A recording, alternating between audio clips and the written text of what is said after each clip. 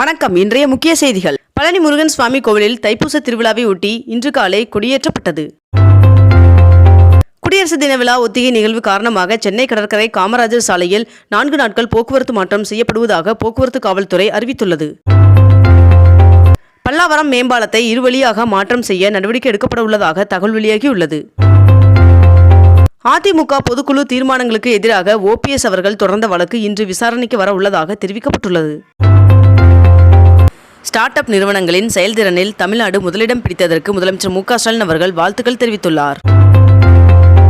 கடலோர மறுசீரமைப்பு திட்டத்தின் கீழ் நதிகள் வழியாக பிளாஸ்டிக் கழிவுகள் கடலில் சென்று சேருவதை தடுக்க 14 மாவட்டங்களில் தடுப்பான்கள் அமைக்கும் பணிக்காக அரசு 1675 கோடி ரூபாய் நிதி ஒதுக்கீடு செய்துள்ளது. கீழக்கரை ஜல்லிக்கட்டு அரங்கத்தில் நடைபெறும் ஜல்லிக்கட்டு போட்டியில் பங்கேற்பதற்கு இன்றும் நாளையும் முன்பதிவு செய்யலாம் என்று அம்மாவட்ட ஆட்சியர் அறிவித்துள்ளார்.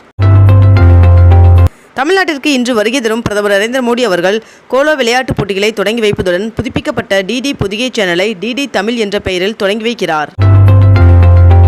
ராமர் கோவில் திறப்பு விழாவை முன்னிட்டு நாடு முழுவதும் மத்திய அரசு அலுவலகங்களுக்கு வருகின்ற 22ஆம் தேதி அரைநாள் விடுமுறை அறிவிக்கப்பட்டுள்ளதாக தகவல் வெளியாகியுள்ளது. ராமர் கோவில் திறப்பிற்கோ அல்லது மத நம்பிக்கைக்கோ திமுக எதிர்ப்பு இல்லை என்றும் அங்குள்ள மசூதியை இடித்துவிட்டு கோயில் கட்டியதால்தான் அதில் திமுகவிற்கு உடன்பாடு இல்லை என்று அமைச்சர் உதயநிதி ஸ்டாலின் அவர்கள் தெரிவித்துள்ளார். ஓசூர் தாலுகாவில் புதிய மருத்துவமனை கட்ட முதலமைச்சர் மு க ஸ்டாலின் அவர்கள் காணொலி காட்சி வாயிலாக அடிக்கல் நாட்டினார்.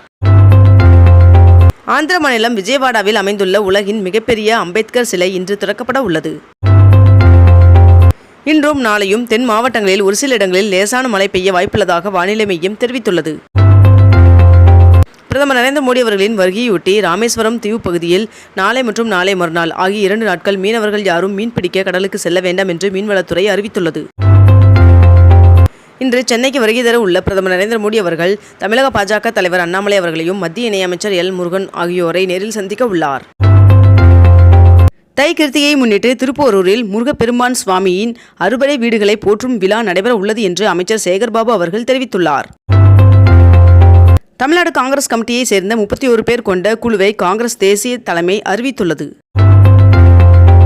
ராமர் கோவில் நினைவு தபால் தலைகளையும் உலகம் முழுவதும் ராமர் குறித்து வெளியிடப்பட்ட தபால் தலைகளின் புத்தகத்தையும் பிரதமர் நரேந்திர மோடி அவர்கள் வெளியிட்டார்.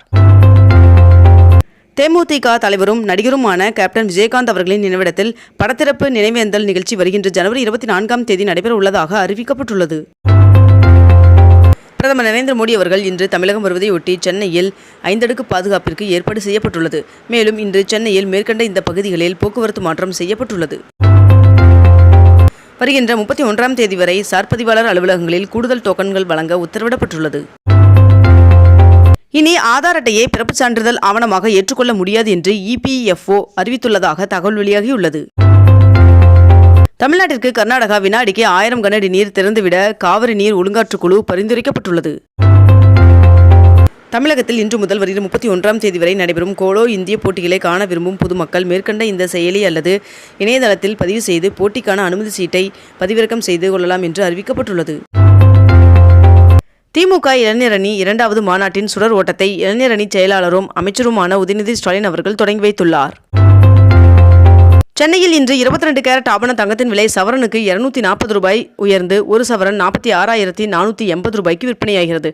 அதேபோல் 1 கிராம் வெள்ளியின் விலை 77 ரூபாய் 20 பைசாவாகவும் விற்பனை செய்யப்பட்டு வருகிறது. இத்துடன் இன்றைய தலைப்புச் செய்திகள் நிறைவடைகின்றன. மேலும் இதுபோன்ற அண்மை தகவல்களை உடனுக்குடன் தெரிந்து கொள்ள அக்னிபூ சேனலை சப்ஸ்கிரைப் செய்து கொண்டு தொடர்ந்து இணைந்திருங்கள். நன்றி, வணக்கம்.